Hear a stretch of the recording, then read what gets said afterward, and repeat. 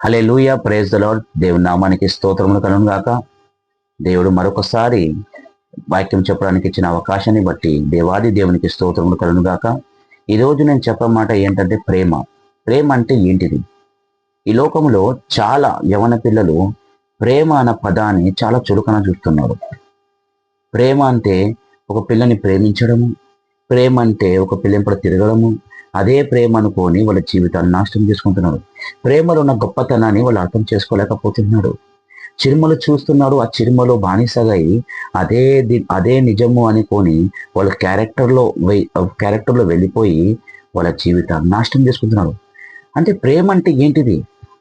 అలాంటి యవన పిల్లలు ఈరోజు అర్థం చేసుకోవాలా, ప్రేమలో ఉన్న గొప్పతనాన్ని అర్థం చేసుకోవాలా.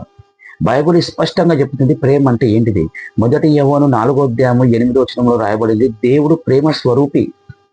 అంటే ఆయన ప్రేమ స్వరూపి, ఆయననే ప్రేమ అని బైబిల్ చెప్తుంది. అలాంటి గొప్పతనాన్ని ఈరోజు ఎడపిల్లలు కానీ ఎంతో మంది కానీ ప్రేమని చాలా చులకన చూస్తున్నారు. ప్రేమ అంటే త్యాగం అన్నాడు. ప్రేమ అంటే త్యాగము. తండ్రి అయిన దేవుడు తన కుమారుని మనకిచ్చాడు. మనల్ని ప్రేమించాడు కాబట్టి ఆయన కుమారుని మనకిచ్చాడు. ఆయన మన మధ్యన వచ్చి నివసించాడు. ఆ ప్రేమ మనకి, ప్రేమలో ఉన్న బహుళత్వాన్ని, ప్రేమలో ఉన్న గొప్పతనాన్ని మనకి చూపించాడు. ఆ ప్రేమను మనం ఏం చేశాము? ఆ ప్రేమను మనం కొట్టాము, ఆ ప్రేమను మనం దూషించాము, ఆ ప్రేమను మనము సిలువకు వేశాము. కానీ ఆ ప్రేమ నోరు తెరవలేదు. ఆ ప్రేమ ప్రేమించడమే తెలుసు కాబట్టి మనందరిని క్షమించి ఆ ప్రేమ మనకి రక్షణ ఇచ్చింది. ఆ ప్రేమ లేకుంటే ఈరోజు మనం రక్షణ లేము. ప్రేమ మనకు రక్షణ ఇచ్చింది. ప్రేమతోనే ఈ లోకముని జయించింది. అలాంటి ప్రేమను మనము చాలా చులకన చూస్తున్నాము. ఈరోజు యవన పిల్లలు ప్రేమలో మైకంలో పడి వాళ్ళ జీవితాలు నాశనం చేసుకుంటున్నారు. ప్రేమలో పడి జీవితాలు నాశనం చేసుకోవద్దు. 1 కొరింథీ 13:5 రాయబడింది, ప్రేమ అంటే స్వార్థం లేనిది. ఆయన ప్రేమ స్వార్థం లేనిది. కానీ ఈ లోకం యవన పిల్లలు ఎంత స్వార్థంలో ఉన్నారు తెలుసా? ఒక ప్రేమలో పడిన తర్వాత తల్లిదండ్రులను విడిచిపెడతారు. ఒక ప్రేమలో పడిన తర్వాత వాళ్ళ జీవితాన్ని విడిచిపెడతారు. ఇంత పోషించిన తల్లిదండ్రులు, ఇంత పెద్దగా చేసిన తల్లిదండ్రులు, ఇంత చదివించిన తల్లిదండ్రులు ఆ తల్లిదండ్రులని విడిచిపెట్టి వేరే ఒక అమ్మాయి ప్రేమలో వెళ్ళిపోతారు.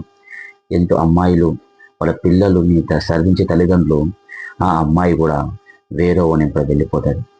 ఎంత స్వార్థమైన జీవితంలో మీరు ఉన్నారు. ప్రేమలో స్వార్థం లేదని వాక్యం చెప్తున్నప్పుడు మీరు స్వార్థంలో ఉన్న ప్రేమలో మీరు ఉన్నారు. అది గుర్తు చేసుకోవాలా. మీరు మీ 10వ తరగతి ఎగ్జామ్లో మీరు ఎంత ఇబ్బంది పడతారో అంతకైనా ఎక్కువ మీ తల్లిదండ్రులు ఇబ్బంది పడతారు. మీరు పాస్ కావాలా అని, నా కొడుకు నా కుమార్తె పాస్ కావాలా దేవా అని దేవుని కాడ ముఖాలు వంచి ప్రార్థిస్తాడు. పాస్టర్లకి చెప్తాడు, ప్రార్థన చేయండి పాస్టరు, మా పిల్లోడు పాస్ కావాలని. ఇంత ఇబ్బంది పడుతున్నాడు వాళ్ళు. మీ ఎగ్జామ్ అయినా వాళ్ళ ఎగ్జామ్గా భావిస్తున్నారు. మీరు పాస్ అయిన తర్వాత వాళ్ళకి ఎక్కువ సంతోషం అవుతుంది. ఆ సంతోషంలో వాళ్ళు చర్చిలో కానీ అందరికి ఇంటి పక్కలో కానీ పేడలు పంచుతారు, స్వీట్ పంచుతారు. ఇంత ప్రేమ, ఇంత మీ ఎగ్జామ్లో వాళ్ళు ఇంత ప్రయాసపడి ఇంత రాగా వాళ్ళు మీకు సపోర్ట్ చేసేటప్పుడు వాళ్ళ ఎగ్జామ్లో మీరు సపోర్ట్ చేయరు. వాళ్ళ ఎగ్జామ్ ఏంటిది? వాళ్ళకి దేవుడు పిల్లల్ని ఇచ్చిన తర్వాత వాళ్ళని పోషించి వాళ్ళని పెద్దగా చేసి మంచిగా చదివించి ఒక మంచి ఇంటికి ఇవ్వాలా అని ఆలోచన వాళ్ళకి. కానీ మీరేం చేస్తారు? ఆ ప్రేమలో పడి ఒకే పిల్లలు చూసి అదే నా జీవితం అనుకొని మీరు ఆ ప్రేమలో బానిసగా వెళ్ళిపోతున్నారు. కానీ మీ తల్లిదండ్రులు అలాంటి ఆలోచనలు కలగరు. మీరు ఎప్పుడైనా షాప్కి వెళ్తే ఒక షర్ట్ తీసుకోవాలంటే 10 షాప్కి వెళ్తారు. కానీ ప్రేమలో ఎందుకు ఒక పిల్లని చూస్తే మీ జీవితం అదే అనుకుంటారు? మీ తల్లిదండ్రులు కూడా మీకోసం అలాగనే ఆలోచిస్తారు. ఒక పిల్లని కాదు 10 పిల్లని చూస్తారు, 10 ఇల్లుని చూస్తారు. నా కొడుకుకి నా కుమార్తెకి ఎలాంటి భర్త కావాలి, ఎలాంటి స్త్రీ కావాలని ఆలోచిస్తారు వాళ్ళు. ఆలోచించి వాళ్ళు ఒక మంచి నిర్ణయం తీసుకొని మీ జీవితం బాగుపడాలని ఆలోచన వాళ్ళకు ఉంటుంది. కానీ మీరు వాళ్ళ ఎగ్జామ్లో పాస్ కానివ్వరు. శైతాను వాడు మిమ్మల్ని పూర్తిగా ఒక స్వార్థమైన ప్రేమలో తీసుకొని వెళ్ళిపోతారు. తర్వాత ఆ ప్రేమలో మీరు వెళ్ళిన తర్వాత, ఆ పిల్ల మిమ్మల్ని మోసం చేసిన తర్వాత, ఆ పిల్లోడు మిమ్మల్ని మోసం చేసిన తర్వాత ఇంటికి వెళ్ళకుండా మీరు చనిపోయి మీ జీవితం నాశనం చేసుకుంటున్నారు. ఒక మాట అర్థం చేసుకొని, ఈ ప్రేమలో చనిపోయిన తర్వాత చనిపోయిన తర్వాత ఎంత బాధపడినా మీరు రాలేరు లోకంకి. తండ్రి మాకు ఒక ఛాన్స్ ఇవ్వన్నా కూడా ఇయ్యడు దేవుడు. ఎందుకంటే బైబిల్లో ధనవంతుడు చనిపోయిన తర్వాత మరొకసారి దేవా నాకు ఒక అవకాశం నా తమ్ముళ్ళకి చెప్తా అంటే ఇయ్యడు అవకాశము. ఒకే జీవితము, అదే జీవితంలో మంచిగా బతకాలని వాక్యం సెలవిస్తుంది. మీ తల్లిదండ్రుల బాధ్యతలని పూర్తి చేయండి. మీ తల్లిదండ్రులు మీ గురించి ఆలోచించిన మంచి ఆలోచన పూర్తి చేయండి. వాళ్ళని బాధ పెట్టడము మంచిది కాదు. ఒక స్వార్థమైన ప్రేమలో బతకొద్దండి. మీ తల్లిదండ్రులు మీకోసం మంచిగా ఆలోచిస్తారు. తల్లిదండ్రులని ఆదరించండి. ఎందుకంటే వాక్యం ఏం చెప్తుంది? మీ తల్లిదండ్రులను ఆదరిస్తే నన్ను ఆదరించినట్టు అంటుంది.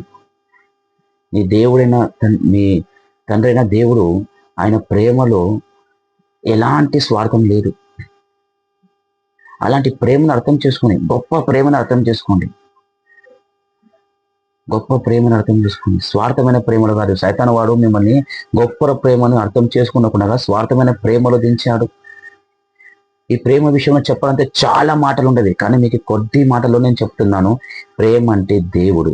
అలాంటి గొప్ప ప్రేమని చులకన చూడొద్దండి. ప్రేమ అంటే యేసుక్రీస్తు దేవుడు.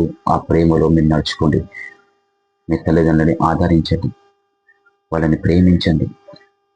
మీ జీవితాలను నాశనం చేసుకోకండి.